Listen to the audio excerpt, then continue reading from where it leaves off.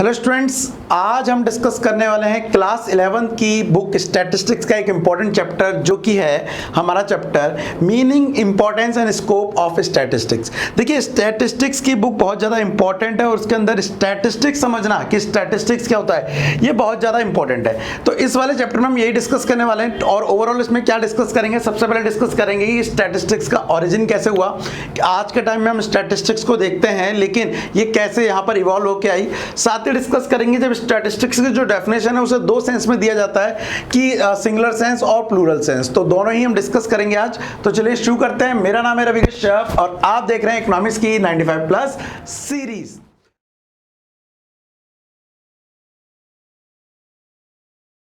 तो स्टूडेंट, जैसा कि आज का टॉपिक है, आज के टॉपिक में आज हम पार्ट 1 डिस्कस करने वाले हैं स्टैटिस्टिक्स के इंपॉर्टेंस, स्कोप और मीनिंग के बारे में। तो सबसे पहले हम बात करते हैं कि स्टैटिस्टिक्स का मतलब होता क्या है। आगे जाने से पहले बुक का नाम है स्टैटिस्टिक्स, लेकिन इसका मतलब होता क्या है। देखिए, आगे मैं आपको पढ़ाऊं तो थोड़ा सा मीनिंग आपको पता होना चाहिए स्टैटिस्टिक्स का। स्टैटिस्टिक्स है ना, इन शॉर्ट हम कभी और से स्टैट्स ही पढ़ लेंगे, ठीक है, स्टैट्स। अब स्टैट्स का मतलब क्या होता है, देखिए सिंपल वे में अगर मैं बोलूँ, मैं अभी नहीं समझा रहा हूँ आगे का टॉपिक, लेकिन स्टैट्स का मतलब होता है कि कोई भी डाटा जो हमें क्या दे, इंफॉर्मेशन दे। कोई भी डाटा, अभी मोटे मोटे तौर पर यही समझिए, जो हमारे को क्या दे रहा है, इंफॉर्मेशन दे रहा है, ठीक है। अब एग्जाम्पल के लिए आज के टाइम में आपके स्कूल का जो रिजल्ट आता है जिसमें आपको क्लास 10 में कितने मार्क्स मिले, पूरे स्कूल का क्या रिजल्ट रहा, ओवरऑल आपके स्टेट में आपका स्कूल कौन से नंबर पे रहा और आपकी परसेंटेज 76% आई है, 86% आई है, ये क्या है, ये डेटा है। तो ये डेटा क्या कहलाएगा, आपका स्टैट्स कहलाएगा, विच मीन्स स्टैटिस्टिक्स कहलाएगा। तो ऐसी कोई इन्फॉर्मेशन जो नंबर में हो और हमें इन्फॉर्मेशन दे रही हो वो स्टैटिस्टिक्स होता है, ठीक है। हम क्रिकेट देखते हैं तो क्रिकेट में ऐसे नहीं बताते कि ये टीम जीत गई है, वो हार गई, वहाँ प्रॉपर नंबर दिए जाते हैं कि इस टीम ने इतने रन बनाए और इतनी विकेट से वो हार गए। तो ये भी एक स्टैटिस्टिक्स है ना। तो इस अलग अलग कंपनी ये देखती है कि हर साल पे उन पे जो वो कमा रही हैं क्या वो फायदा हो रहा है या घाटा हो रहा है। तो प्रॉफिट के लिए वो नंबर बताती है कि जी मेरे को 2 करोड़ का फायदा हो रहा है, मुझे 50 करोड़ का फायदा हो रहा है, मुझे 1000 करोड़ का फायदा हो रहा है। ये भी क्या है, स्टैटिस्टिक्स। तो ये एक नॉर्मली स्टैटिस्टिक्स होता है। तो सबसे पहले बात करते हैं इसका ओरिजिन कैसे हुआ, स्टैटिस्टिक्स आई कैसे।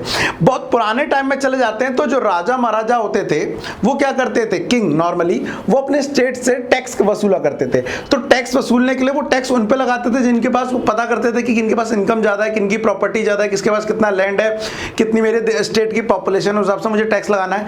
तो नॉर्मली ये बात वहां से चालू हुई, नॉर्मली ये जो बात है वो वहां से चालू हुई। तो इनिशियली ये जो था वो कौन इस टर्म का यूज किया करता था, किंग यूज किया जाता था।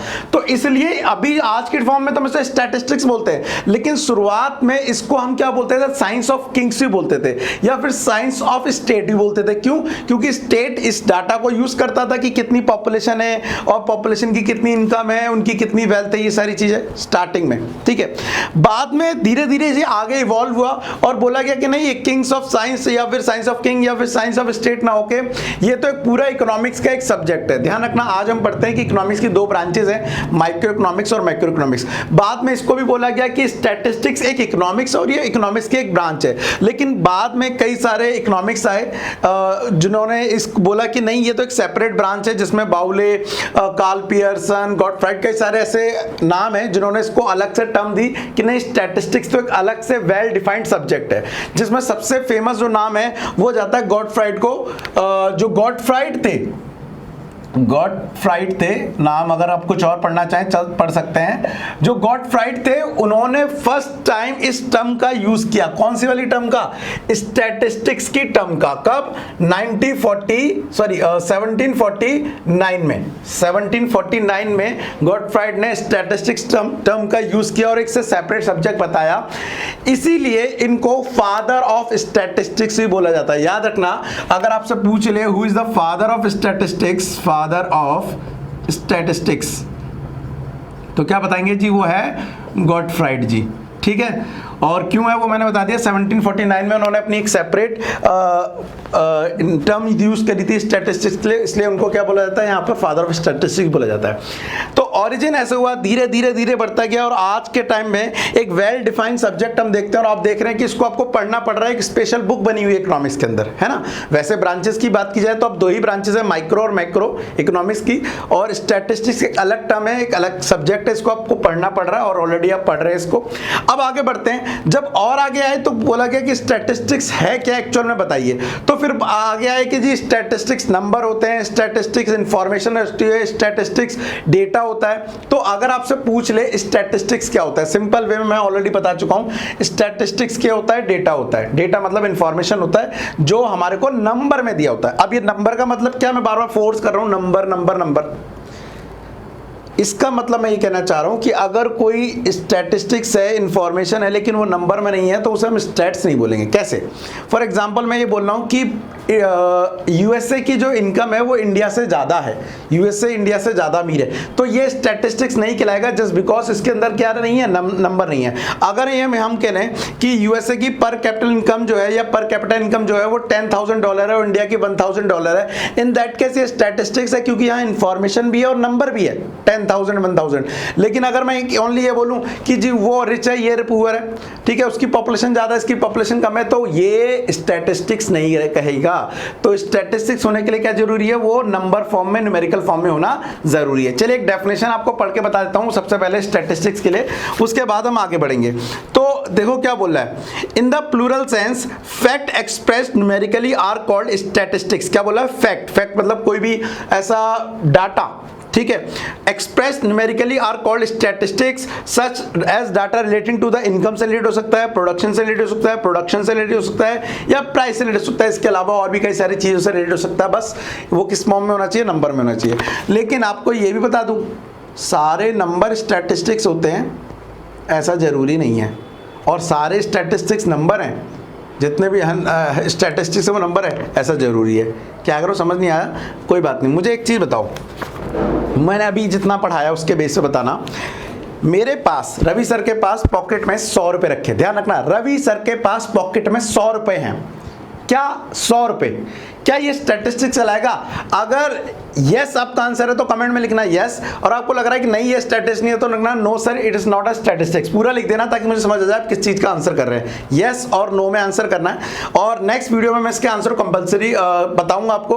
हाँ, बताना जरूर यार, क्योंकि ऐसा होता है कई बार लगता है कि सर ने मेरे से नहीं पूछा, किसी और से पूछा। भाई कई और के बच्चे नहीं आएंगे किसी और बुला के, आपसे ही पूछ रहा हूं, क्योंकि आप वीडियो देख रहे हैं, आप सीखना चाह रहे हैं, तो आप पार्टिसिपेट करेंगे तो मुझे पता पड़ जाएगा। तुम कमेंट करते हो तो मुझे तुम्हारा भी नाम याद हो जाएगा कि अच्छा ये बच्चा डिटेल में वीडियो देख रहा है और मुझे इसको सिखाना है। तो कल अगर मैं तुम्हें कांटेक्ट करूंगा किसी भी फॉर्म में, टेलीग्राम, व्हाट्सएप, या हो सकता है हम जुड़ जाएं, तो मुझे पता पड़ जाएगा, हमारा कांटेक्ट हो जाएगा। तो कांटेक्ट उन्हीं से होगा जो कमेंट करेंगे, ठीक है, याद रखिएगा। ओके, तो ये स्टैटिस्टिक्स हो गई डेफिनेशन के तौर पर। लेकिन जब स्टैटिस्टिक्स को हम आगे पढ़ेंगे ना, तो इसको बेटा दो सेंस से पढ़ेंगे, एक statistics in a singular sense and एक statistics in a plural sense है। ये क्या होता है ये भी समझो। Statistics in a singular sense और statistics in a plural sense important term है, और यहाँ ये एग्जाम में भी आ जाता है।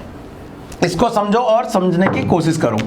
जब हम बात करेंगे स्टैटिस्टिक्स की, स्टैटिस्टिक्स, ठीक है, तो सिंगुलर सेंस, सिंगुलर जो सेंस है वो केवल आपको ये बताता है कि जो डाटा कलेक्ट करने का मेथड क्या है। जो सिंगुलर सेंस है वो डेफिनेशन तो देता है, लेकिन ये क्या बताता है, methods of collecting data, method of collection.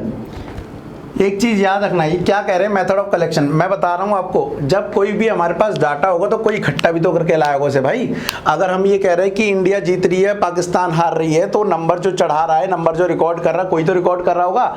अगर हम ये कह रहे हैं कि एक कंपनी प्रॉफिट ज्यादा कमा रही है, इस साल उसकी सेल ज्यादा हुई है पिछले साल कंपेयर में, तो कोई तो रिकॉर्ड कर रहा होगा। तो जो रिकॉर्ड करने का जो प्रोसेस है, उस प्रोसेस को बोलते हैं यहाँ पर मेथड्स ऑफ कलेक्शन, जो सिंगुलर सेंस में किया जाता है। जिसका मतलब होता है सबसे पहले क्या किया जाता है, इसके अंदर 5 स्टेजेस हैं, याद रखना।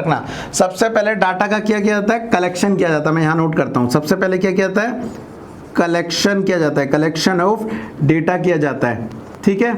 उसके बाद दूसरी चीज मैं ऊपर लिखता हूं, नहीं तो तुम्हारे को दिखना बंद हो जाएगा शायद अगर नीचे चला गया तो, यहां पर, ठीक है, मे भी शायद क्लियर नजर आए मेरे हिसाब से। तो सबसे पहला जो प्रोसेस है उसमें किया जाता है कलेक्शन ऑफ डेटा। याद रख लेना, नोट कर सकते हो आप, कलेक्शन ऑफ डेटा, ठीक। क्या आया, कलेक्शन।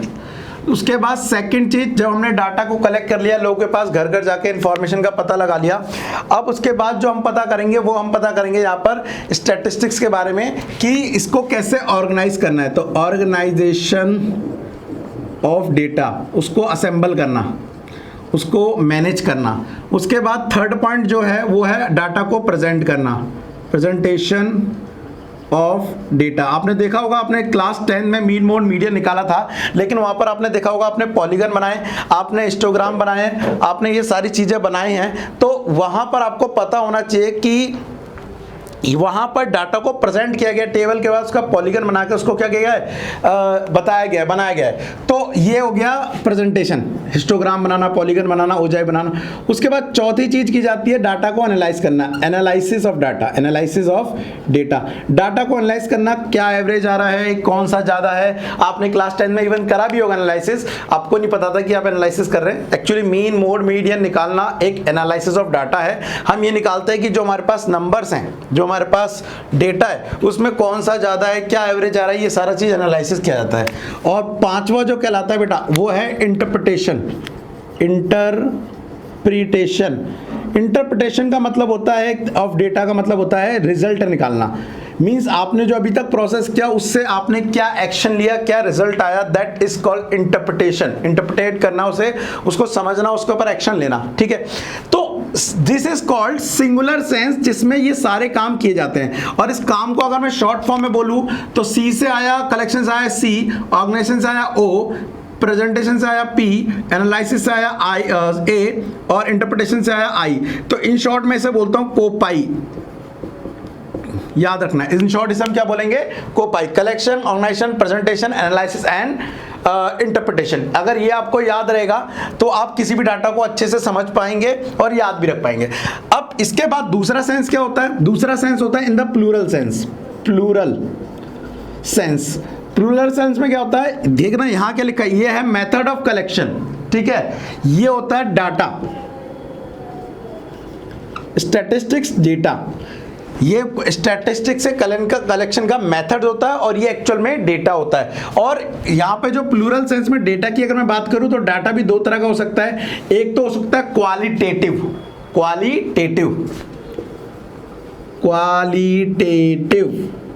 और एक होता है क्वांटिटेटिव। क्वालिटेटिव का मतलब अच्छा क्या हो गया, जैसे गुड और बैड। आप गुड हैं, मैं बैड हूं, नहीं उल्टा हो गया, मैं गुड हूं, तुम बैड हो, है ना। मैं ऑनेस्ट हूं, तुम नहीं हो, है ना। तो ये यहां पर इंफॉर्मेशन तो दे रहा है, क्वालिटी तो बता रहा है, लेकिन ये नहीं बता रहा है कि वो कितना है, मतलब नंबर्स में नहीं बता रहा है। तो ऐसी इंफॉर्मेशन क्या कहलाती है, क्वालिटेटिव डाटा कहलाता है, ध्यान रखना। लेकिन हम स्टैटिस्टिक्स में इसको कंसिडर नहीं करते हैं, हम केवल किसको कंसिडर करते हैं, क्वांटिटेटिव डाटा को कंसिडर करते हैं। क्वांटिटेटिव डाटा मतलब जो डाटा नंबर्स में, हम केवल उन्हीं डाटा को कंसिडर करते हैं, उसके अलावा किसी डाटा को नहीं लिया जाता, ये याद रखना। उसके अलावा किसी डाटा को नहीं लिया जाता है यहां पर।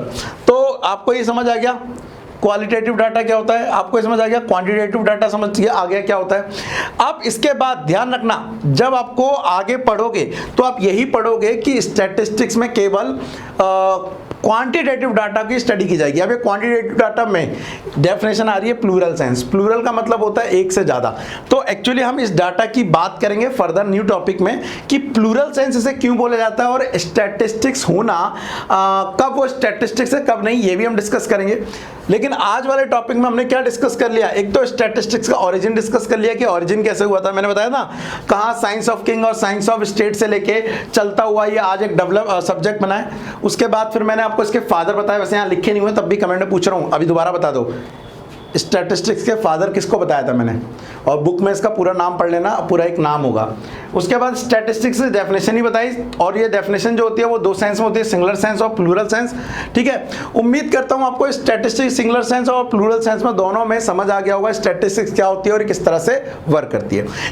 इसके अगले पार्ट में मैं डिस्कस करूंगा प्लूरल सेंस में एक तो स्टैटिस्टिक्स की फीचर, साथ ही डिस्कस करूंगा स्कोप ऑफ स्टैटिस्टिक्स की आज के टाइम में स्टैटिस्टिक्स का कहां पे यूज किया जाता है। तो आज के लिए इतना ही, मैं मिलता हूं आपसे नेक्स्ट क्लास में, तब तक के लिए थैंक यू, टाटा एंड बाय बाय।